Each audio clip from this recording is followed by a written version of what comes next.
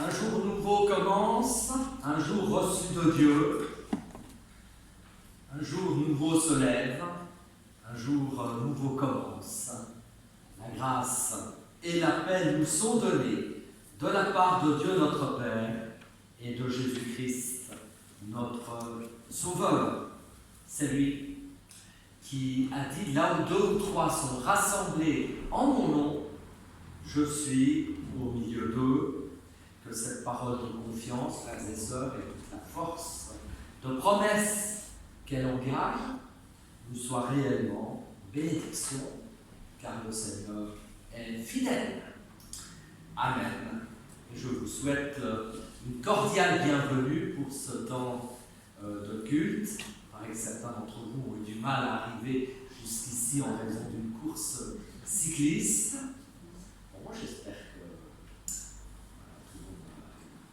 pourra quand même arriver sans trop de difficulté pour ce temps de culte, en tout cas que ce soit une heure de grâce, une heure de mise à part dans notre semaine, une heure de prière, d'écoute de la parole de celui qui nous rassemble.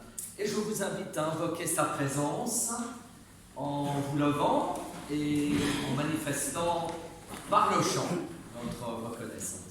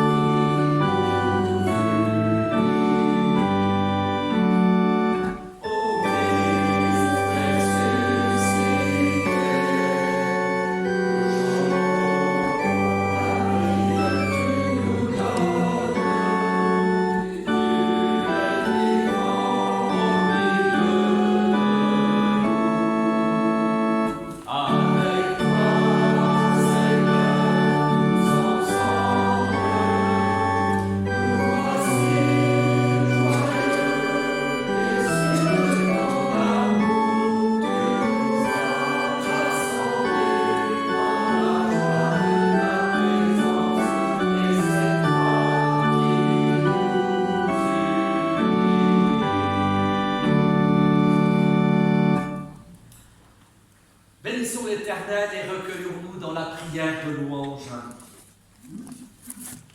Seigneur Dieu, béni sois-tu pour la douceur de ton amour, pour la venue de Jésus parmi nous, pour son règne secret sur nos cœurs.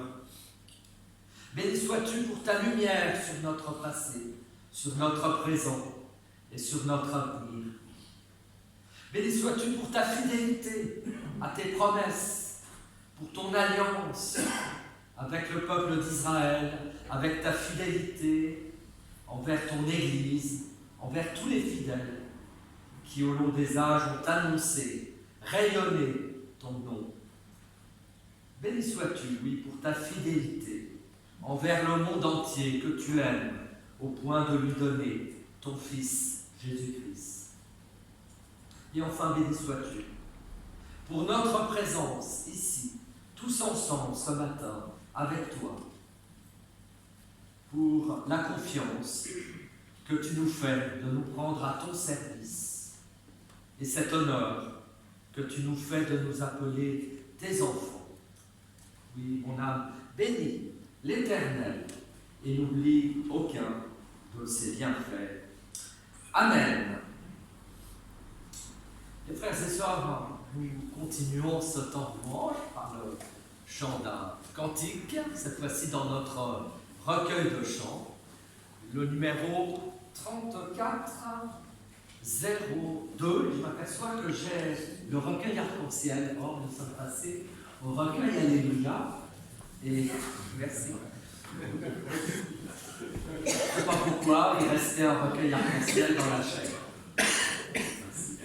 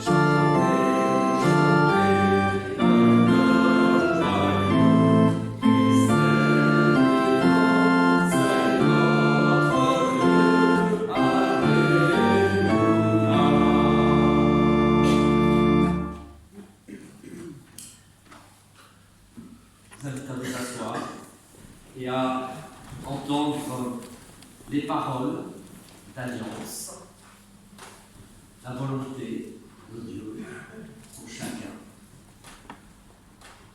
ce qu'il attend de nous. C'est Jean qui rapporte cette parole de Jésus dans son évangile. Aimez-vous les uns les autres comme je vous ai aimé.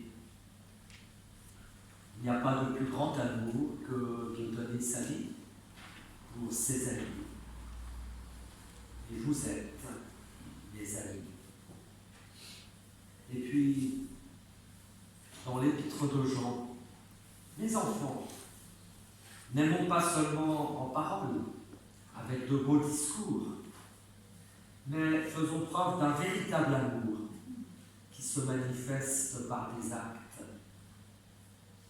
Et enfin, Paul, aux chrétiens de Rome, saluez-vous les uns les autres avec un saint baiser. Amen.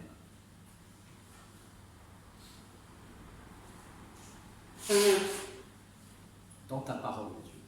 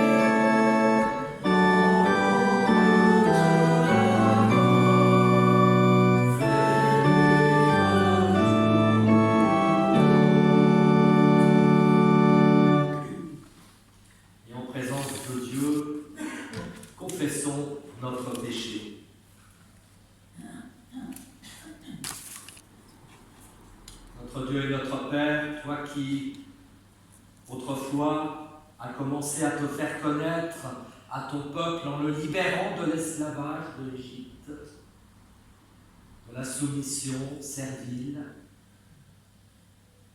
toi qui, le matin de Pâques, as ouvert jusqu'à la pierre qui ferme le tombeau, et toi qui ouvres jusqu'à la pierre qui ferme nos tombeaux aujourd'hui, pour nous en faire sortir vivants et vivifiés. Nous t'en prions, accueille notre inquiétude de ne pas être à la hauteur des exigences que nous imaginons être les tiennes. Empêche-nous de courir loin de toi. Empêche-nous de vouloir nous procurer à tout prix ce que nous pensons devoir t'apporter. Encourage-nous à nous présenter devant toi les mains vides, de tout faire valoir. Et qu'ainsi, nous puissions ne pas rater le moment où tu veux, selon ta grâce, nous prendre dans tes bras. Car que nous soyons riches ou démunis, lumineux ou sombres, c'est avec toi, et toi avec nous, que nous trouverons la grâce de vivre et la profondeur de continuer notre chemin. Amen.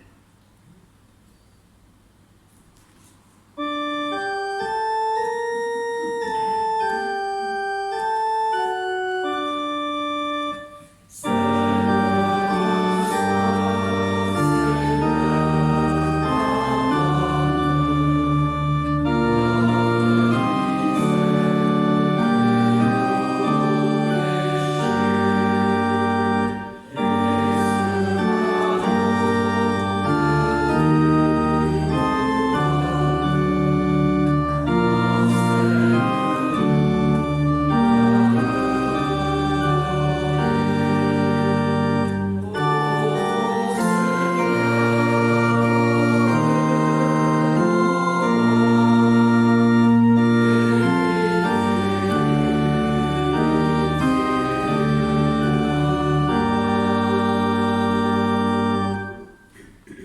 vous invite à vous lever pour entendre la parole de grâce. Christ est ressuscité, il est vraiment ressuscité. Alléluia. En Jésus-Christ, frères et sœurs, Dieu pardonne. Hier est passé, demain n'est pas encore là. Aujourd'hui, Dieu te relève. Il t'appelle à dire oui à la vie. Oui à la vie tout entière. Oui jusqu'à la vie éternelle. Amen. Je vous invite à manifester votre reconnaissance par le chant du cantique indiqué.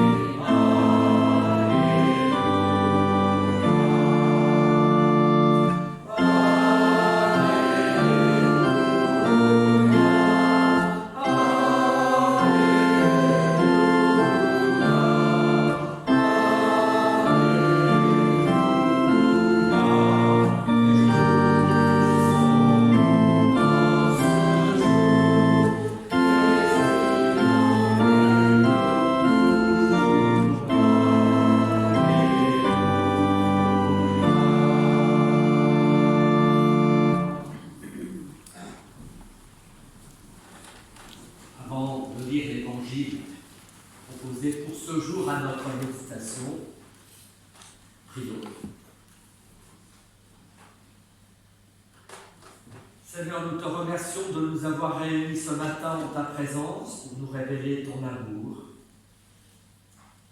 Et nous t'en prions, fais taire en nous toute autre voix que la tienne. Et de peur que nous ne trouvions notre condamnation dans une parole entendue mais sans être reçue, connue sans être aimée et écoutée sans être mise en pratique. Ouvre par ton Esprit Saint nos esprits et nos cœurs à ta vérité. Te le demandons au nom de celui qui est parole faite chair, Jésus-Christ, le ressuscité. Amen.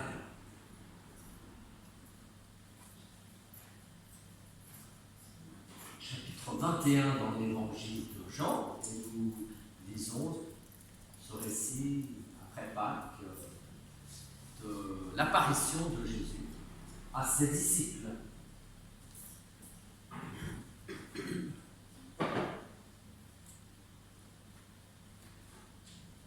Après cela, Jésus se montra encore aux disciples sur les bords de la mer de Tibériade. Et voici de quelle manière il se montra. Simon-Pierre, Thomas, appelé Didyme, Nathanaël de Cana, en Galilée, les fils de Zébédée et deux autres des disciples de Jésus étaient ensemble. Simon-Pierre leur dit : « Je vais pêcher. » Et ils lui dirent : « Nous allons aussi avec toi. » Ils sortirent et montèrent dans une barque, et cette nuit-là, ils ne prirent rien. Le matin étant venu, Jésus se trouva sur le rivage, mais les disciples ne savaient pas que c'était Jésus. Jésus leur dit : « Enfants, n'avez-vous rien à manger ?» Ils leur répondirent non. Il leur dit : « Jetez le filet du côté droit de la barque, et vous trouverez. » Ils le jetèrent donc, et ils ne pouvaient plus le retirer à cause de la grande quantité de poissons.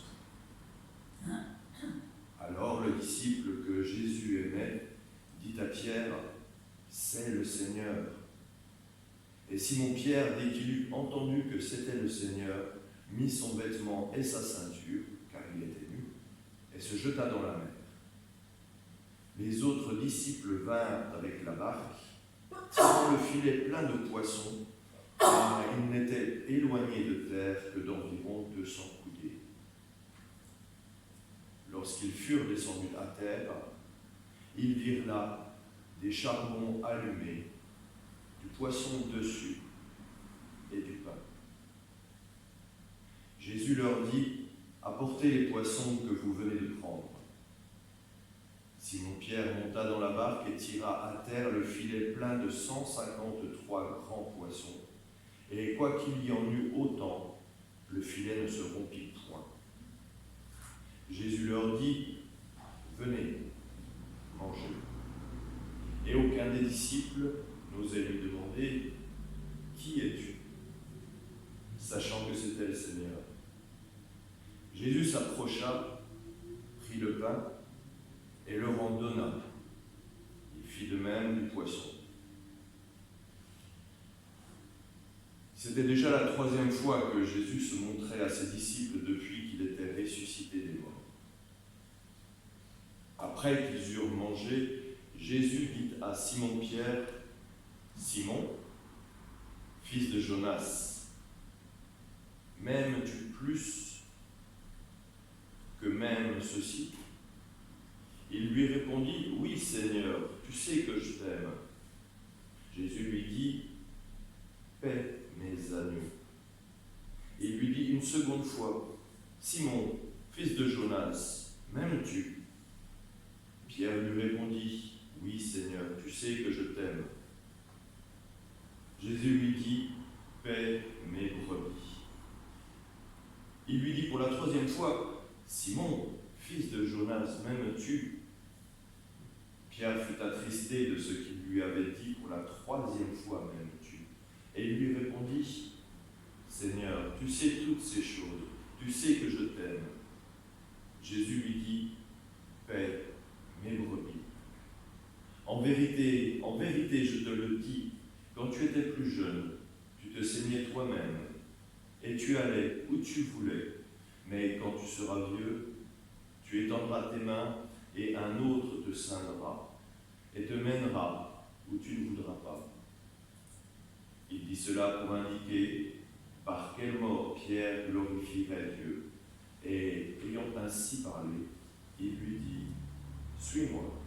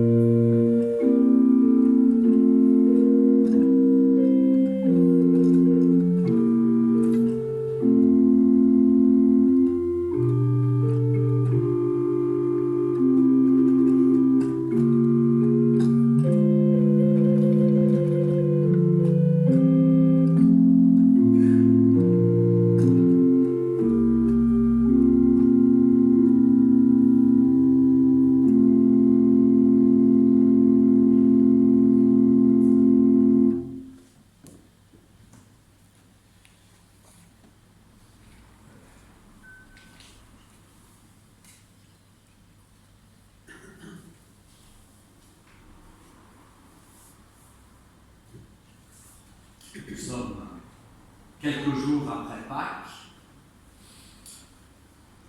dans l'évangile de Jean, et nous-mêmes, nous sommes également quelques jours après Pâques, mais on pourrait se dire que c'est de toute façon tous les dimanches Pâques, puisque c'est tous les dimanches que nous fêtons la résurrection du Seigneur, que nous entrons finalement, que nous sommes invités à entrer dans cette histoire nouvelle, éclairée par la parole du ressuscité. Et aujourd'hui, quelques jours après Pâques, donc, nous avons ce récit de l'évangile de Jean, au chapitre 21, qui est comme une sorte de condensé de ce qu'est la foi chrétienne. Nous avons en effet quelques versets qui indiquent la présence du ressuscité au milieu des disciples. Nous avons la foi comme confession de foi, de celle de Jean, le disciple bien-aimé, qui dit « c'est le Seigneur ». Et Pierre ensuite de le suivre sur ce chemin de confession. Et puis nous avons au centre de notre récit un baptême, presque, en tout cas une démarche baptismale, celle de Simon-Pierre plongeant dans l'eau pour rejoindre le Christ sur la plage. Et puis, enfin, la double mission, la double vocation de l'Église, à la fois missionnaire, justement, qui est appelée à pêcher les poissons, à tirer le filet sur la plage, et aussi l'Église célébrante, avec le partage du pain, du poisson grillé, et dans d'autres évangiles du rayon de miel. Et d'ailleurs, dans les premiers siècles de l'Église, il paraît qu'il y avait sur la table de Sainte-Seine non seulement le pain et le vin, mais aussi toujours un rayon de miel. Douceur de l'Évangile et du repas partagé avec le Christ ressuscité. Mais avant de revenir sur ces fondamentaux de la foi chrétienne, ajoutons quand même que ce chapitre 21 pose problème.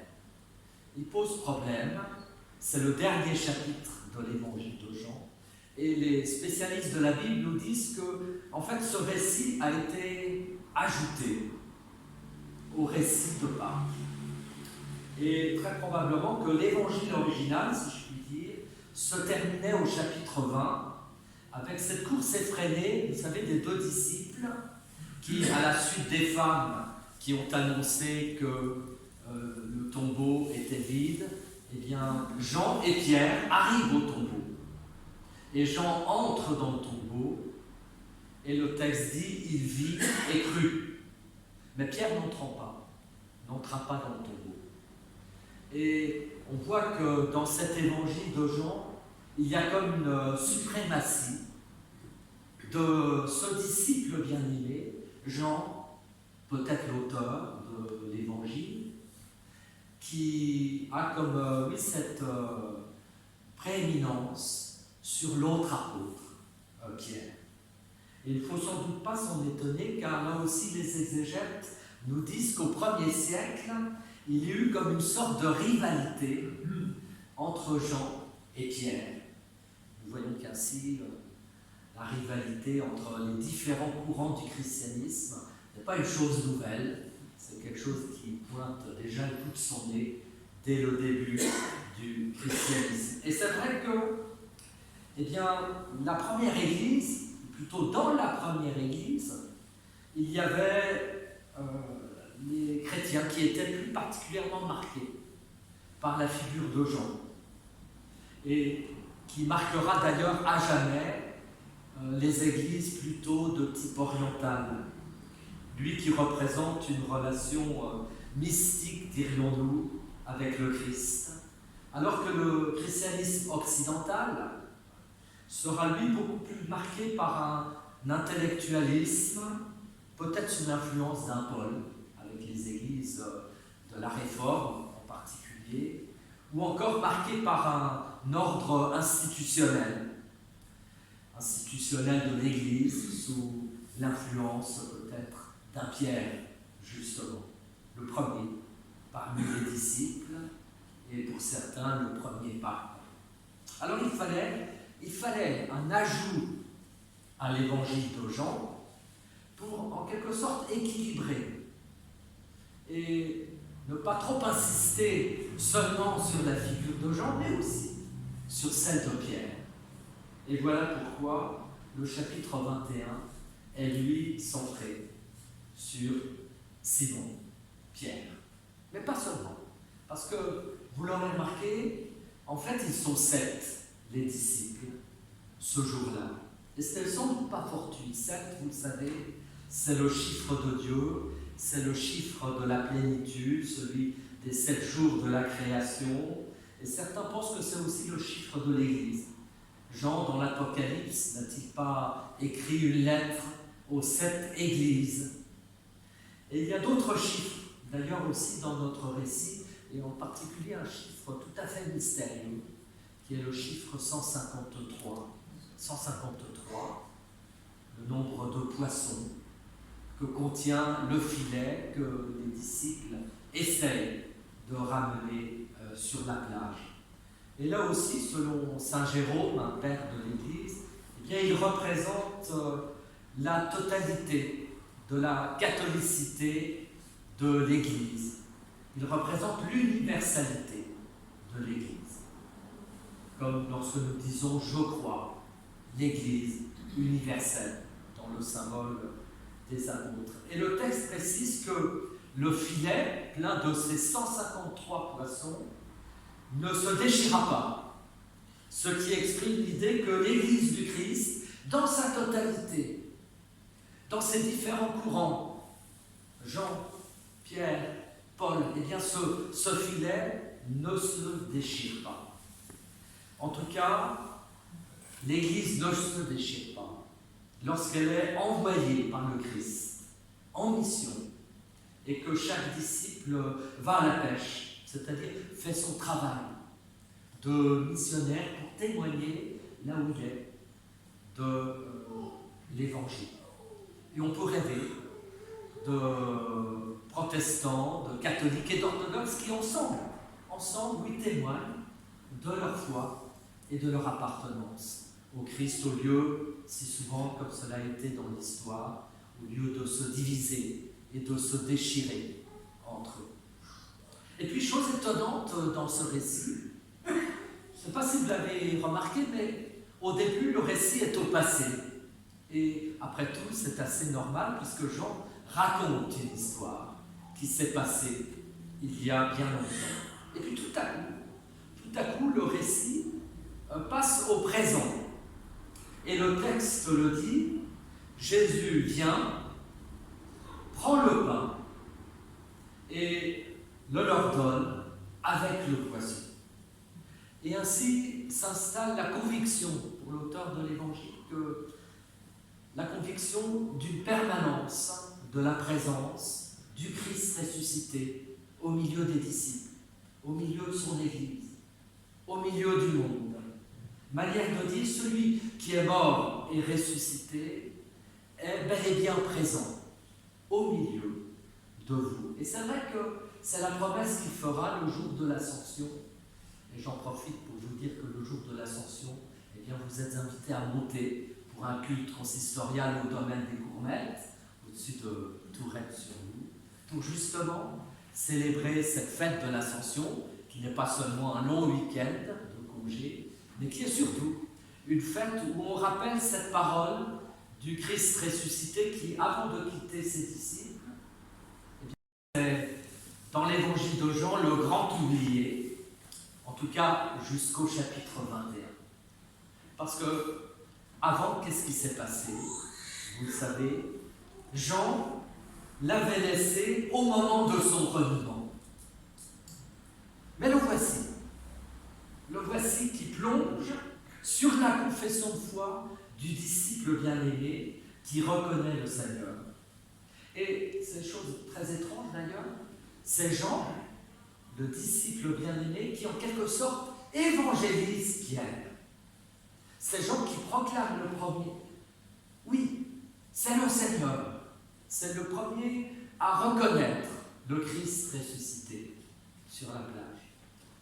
Et c'est grâce à cette confession de foi de Jean que Pierre ensuite entretiendra avec le Christ ressuscité ce dialogue où par 3 fois Jésus va lui demander « M'aimes-tu » 3 confessions de foi, comme pour racheter bien sûr les 3 reniements de Pierre avant que le coq ne chantât. M'aimes-tu? Et c'est une question, je ne sais pas comment vous la ressentez, mais je trouve qu'elle résonne à nos oreilles d'une manière étonnante. C'est même presque une question un peu inquiétante. C'est d'ailleurs toujours une question inquiétante quand cette question résonne à nos oreilles de la part de quelqu'un de notre entourage. M'aimes-tu? M'aimes-tu? C'est une vraie question. C'est une question que je trouve en fragilité. Une question, en tout cas, à prendre au sérieux parce qu'il se pourrait que la réponse ne soit pas la réponse attendue. M'aimes-tu? Et Jésus veut une réponse sérieuse. Une réponse non pas en forme de catéchisme, non, une réponse vraiment sérieuse, non pas en forme de catéchisme, bien que le catéchisme, le petit catéchisme de Luther, avec questions-réponses, soit tout à fait intéressant à lire et à confesser et à reprendre encore aujourd'hui. Mais quand même, on n'est pas dans l'ordre des questions et réponses ici. On est vraiment dans l'ordre d'une question existentielle, relationnelle. M'aimes-tu? M'aimes-tu, Simon? M'aimes-tu tel que je suis? M'aimes-tu ainsi tel que j'ai révélé Dieu en mourant sur la croix et en ressuscitant le jour de Pâques? M'aimes-tu? Et m'aimes-tu 3 fois? Peut-être parce qu'avant de répondre à la question, il faut du temps. Il faut prendre du temps. Il faut le temps d'y réfléchir sérieusement. Il faut le temps d'accepter ce à quoi Jésus nous invite et ce vers quoi il nous entraîne. Ce à quoi l'amour conduira. Simon, m'aimes-tu? Et je serai plus nuancé dans ma lecture de l'Évangile que n'a pu le faire Fabien. Merci quand même Fabien de m'avoir lu l'Évangile. Toi tu l'as lu, la réponse de Pierre, tu l'as lu avec assurance. Oui Seigneur, je t'aime. Je serai plus nuancé en disant Seigneur, tu sais que je t'aime. Et par 3 fois, il faudra le dire. Et en fait, dans le portrait de Pierre, il me semble que chacun peut reconnaître ses hésitations. Quelque chose de lui-même dans ses faiblesses. Ce n'est plus le Pierre d'avant la passion. Ce n'est plus le Pierre qui a dit à Jésus « Je te suivrai partout où tu iras ». Ce n'est plus le Pierre fougueux, sûr de sa foi, le super-héros même de la foi chrétienne. Ici, c'est une réponse faite tout en fragilité, en humanité, en épaisseur de la vie de Pierre, avec y compris son reniement qui est intégré. Et du coup, chacun peut se retrouver dans cette figure de Pierre, dans ses faiblesses, ses doutes, ses emportements, ses reniements.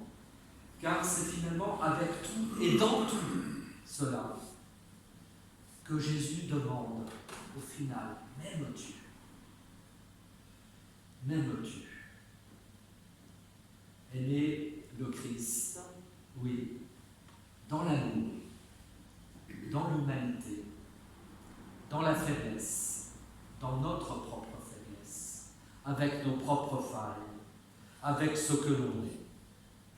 Et remarquez bien, le Christ y consent. Il l'accepte de Pierre et de chacun d'entre eux. Et l'Évangile rectifie en quelque sorte l'image de Pierre qui, de renégat, devient alors, et seulement, après tout cela, croyant. Et c'est à ce moment-là, et seulement, alors, qu'il peut recevoir sa vocation, cette vocation pastorale. Paix mes brebis, paix mes moutons, paix mes agneaux. Mais remarquez bien, cette mission n'est pas seulement confiée à Pierre. Il faut aussi les autres disciples pour tirer le filet plein à craquer de ces 153 poissons, qui est trop lourd pour un seul homme. Et il faut Jean. Et il faut les 5 autres disciples en plus pour ramener le filet. Et il faut les chrétiens, catholiques, protestants, orthodoxes, de toute dénomination, pour tirer le filet. Car seul on n'y arrivera pas. Et puis il faut aussi beaucoup d'amour. Et cette parole m'aime-tu? Oui, car il faut de l'amour pour finalement témoigner de notre foi, pour être une église accueillante, ouverte à tous, inconditionnellement accueillante, et qui témoigne là où elle est de ce qu'elle croit. Car suivre Jésus, vous l'avez entendu, c'est donc une double vocation. C'est la mission dont personne n'est exclu, 153 poissons, et qui nous rappelle que la mission de l'Église est d'être une Église pour tous, où chacun a sa place, sans trop demander quel est ton passé, quels sont tes succès, tes échecs, car tout le monde a sa place, et tout le monde est bienvenu dans l'Église de Jésus-Christ. Voilà la mission. Et puis, la célébration de sa présence par le partage du pain et du vin, comme nous le ferons dans un instant.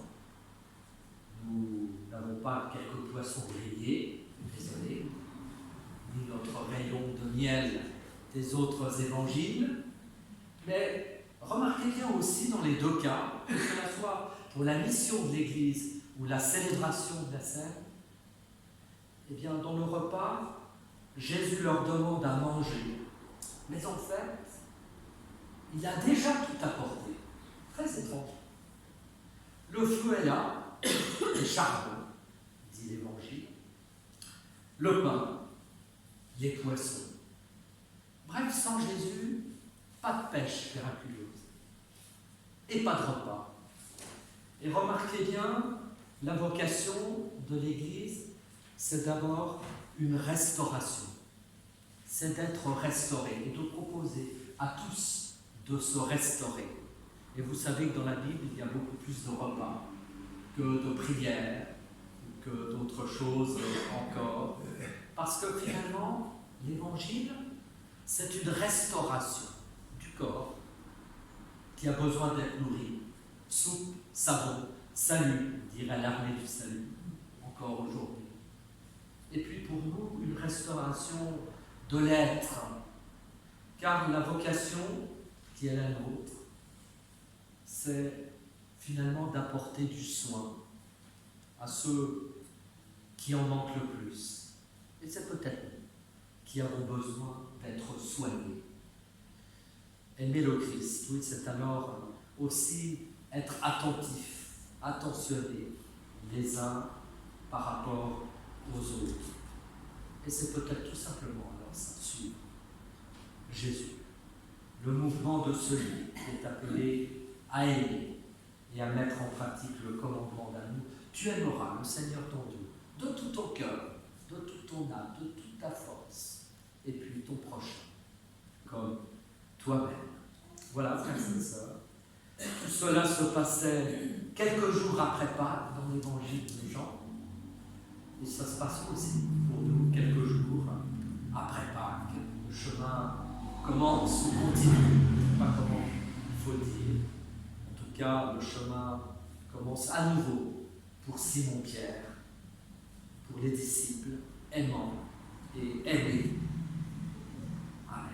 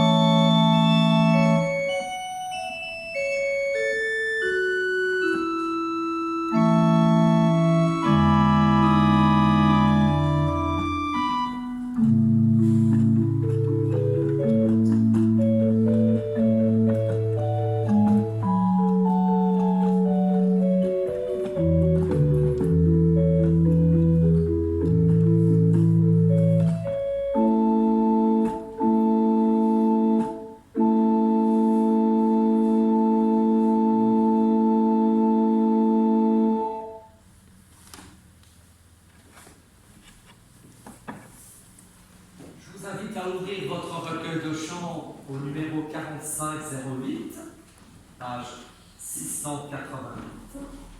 Tu m'as aimé, Seigneur, avant que la lumière brille sur l'univers. Prendrons les 3 premières strophes.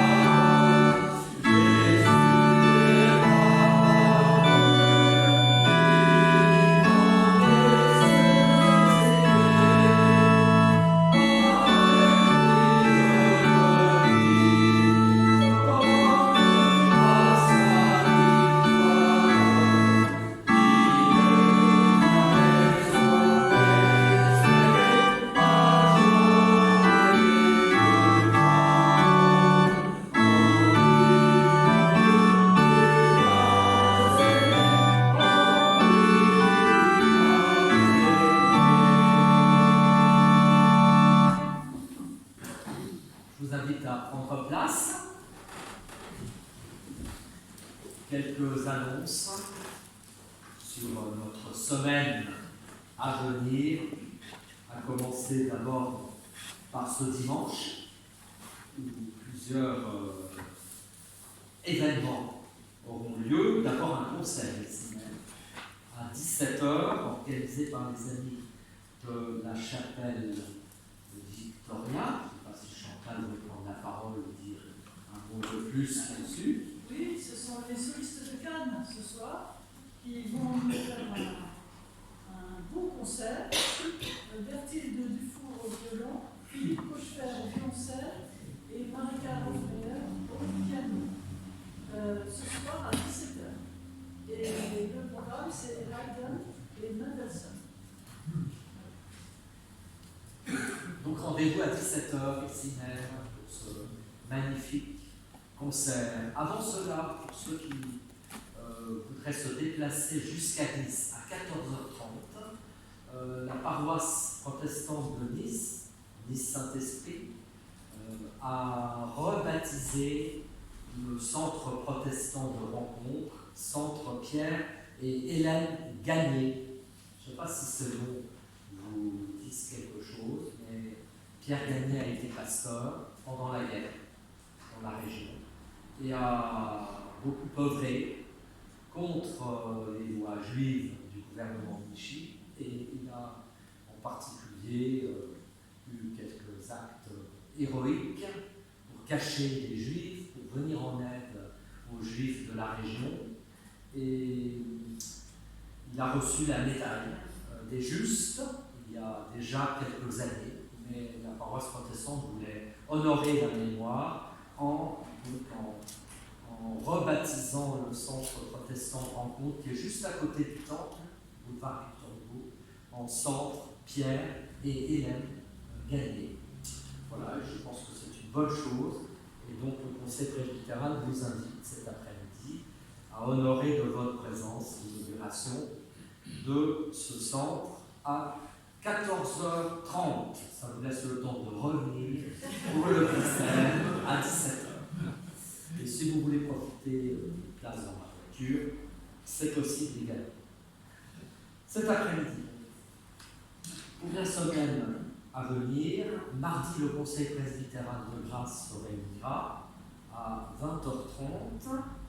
Et puis juste avant, puisque Christian Zéry est là, je crois qu'il y a une conférence à la Villa Saint-Hilaire, par toi-même. Tu veux nous dire deux mots sur cette conférence?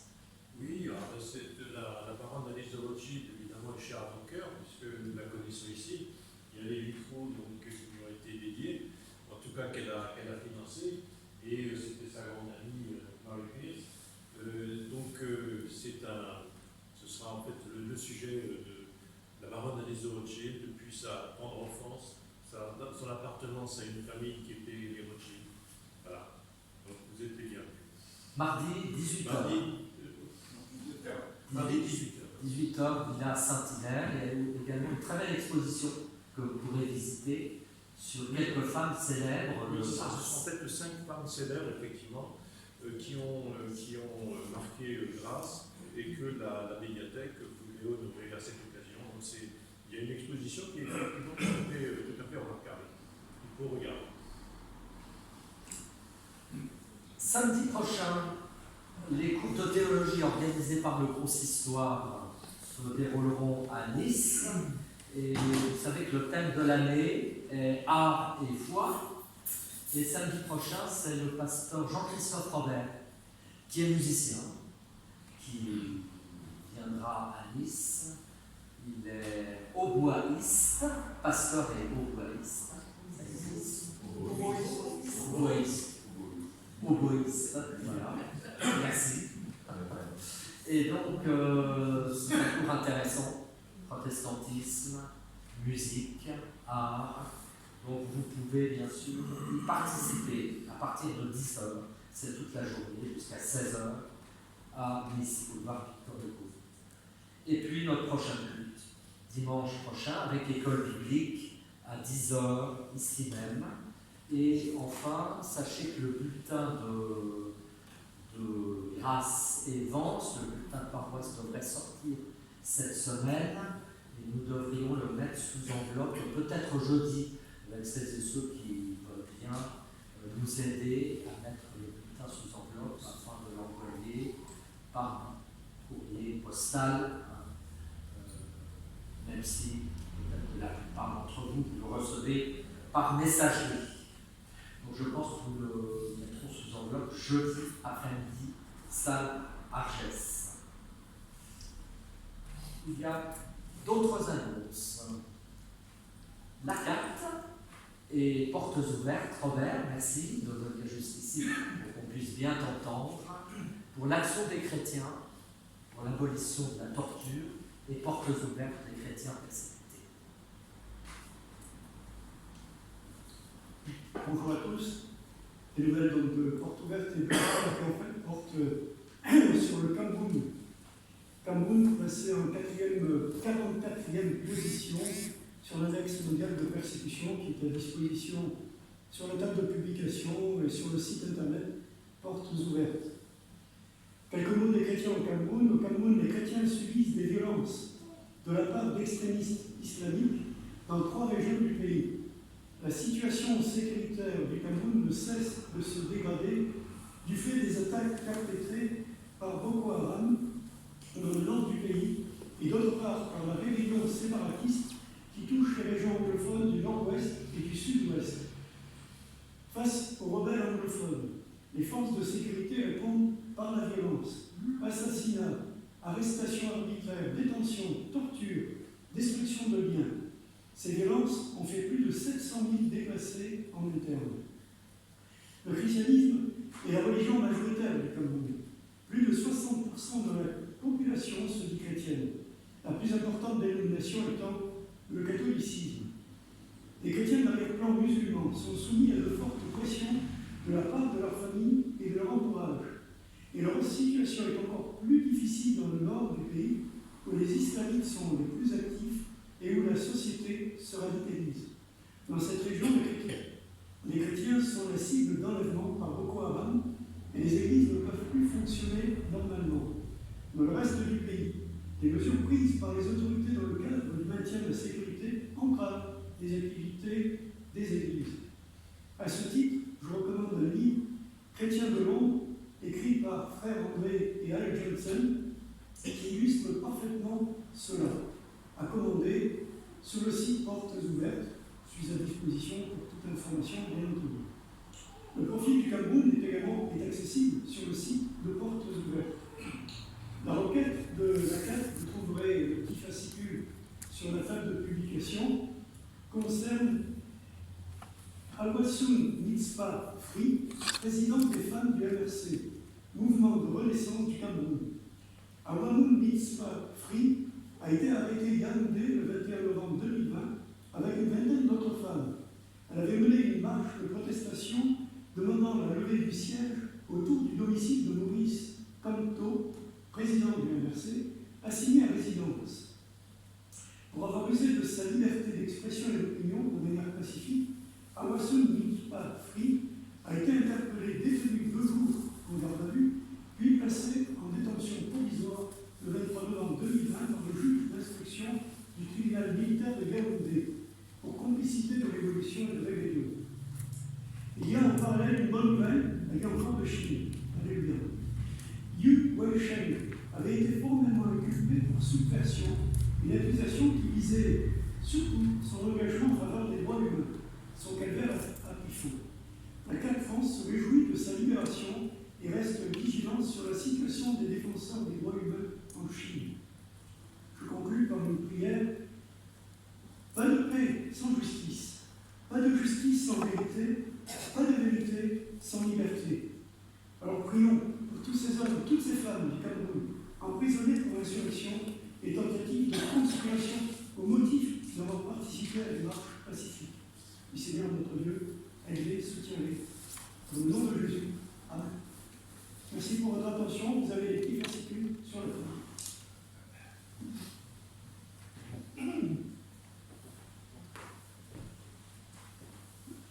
C'est le moment de l'offrande.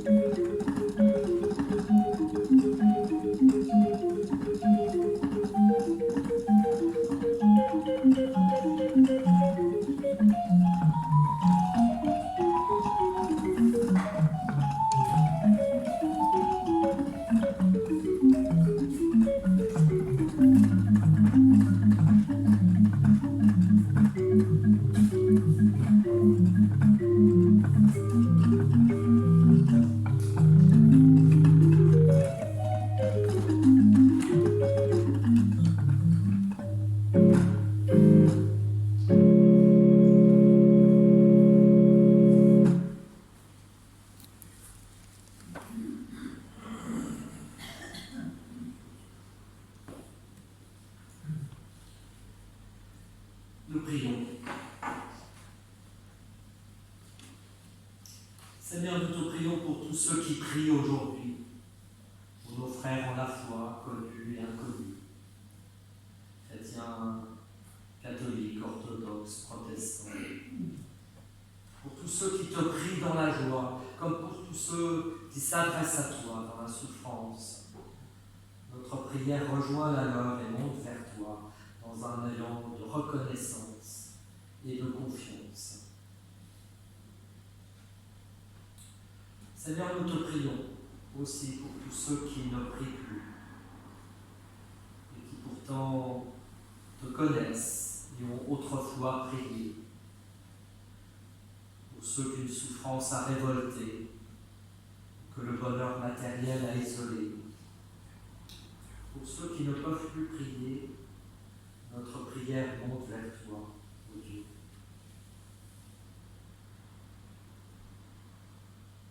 Seigneur, nous te prions pour tous ceux qui n'ont jamais entendu parler de l'Évangile, pour ceux qui vivent dans l'insouciance et ceux qui souffrent silencieusement dans leur nuit intérieure. Te confions plus particulièrement les persécutés, les malades, les prisonniers, les désespérés. Pour eux, pour tous, notre prière monte vers toi. Enfin, Père, nous nous remettons nous-mêmes à ta grâce.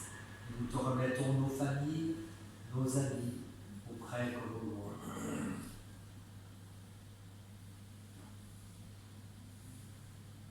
Oui, notre prière rejoint chacun.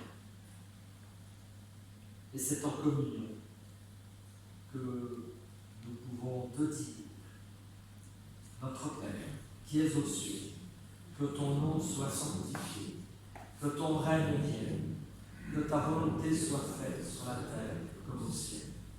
Donne-nous aujourd'hui notre pain de ce jour. Pardonne-nous nos offenses, comme nous pardonnons aussi à ceux qui nous ont offensés. Ne nous laisse pas entrer en tentation, mais délivre-nous du mal, car c'est à toi qu'appartiennent le règne, la puissance et la gloire, et les siècles des siècles. Amen.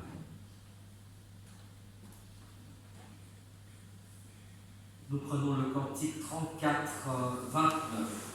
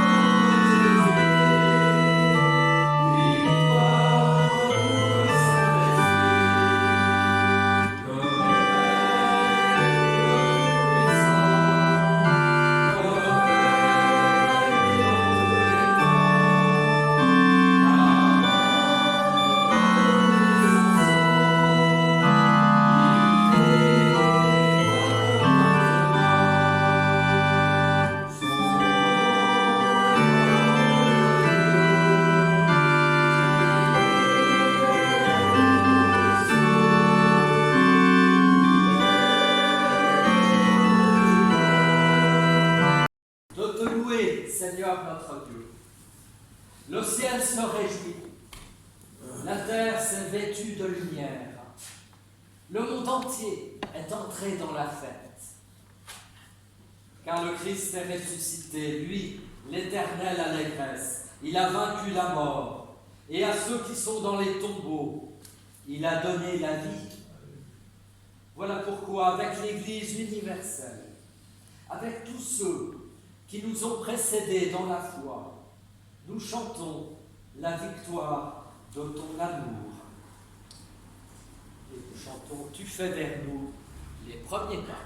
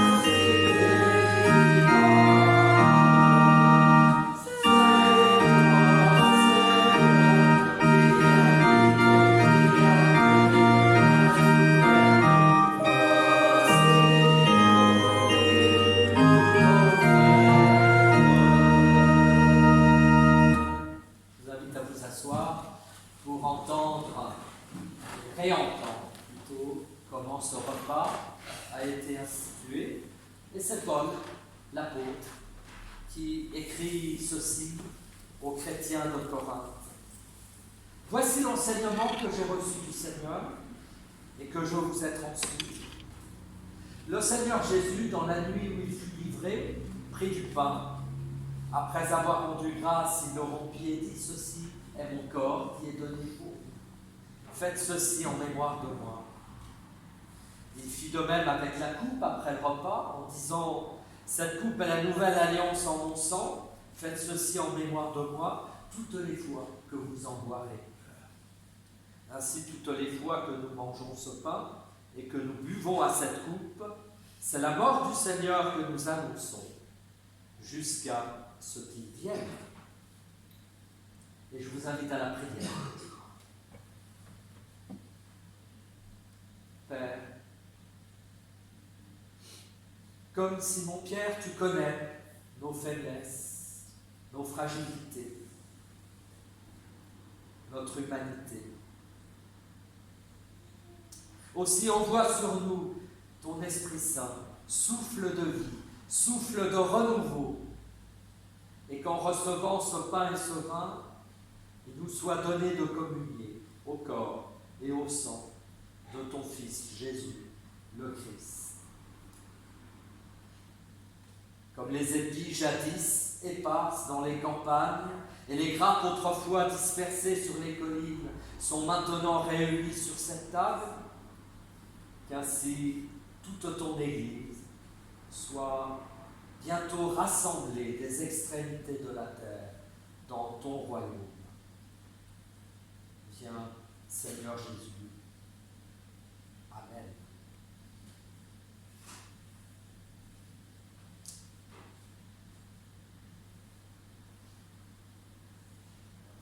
Frères et sœurs, Jésus le Christ nous appelle, il nous invite à partager le pain et le vin. Venez maintenant car tout est prêt. Nous sommes tous invités à former un cercle autour de la table de communion qui se prolongera dans l'allée centrale. C'est comme ça que vous pouvez faire, peut-être, si vous voulez bien, et nous passerons. Je passerai le pain et un conseiller presbytéral passera le vin. Je vous invite à prendre le pain que nous rendons est communion au corps de notre Seigneur Jésus-Christ. Et la coupe de bénédiction pour laquelle nous rendons grâce est communion à son sang. Amen.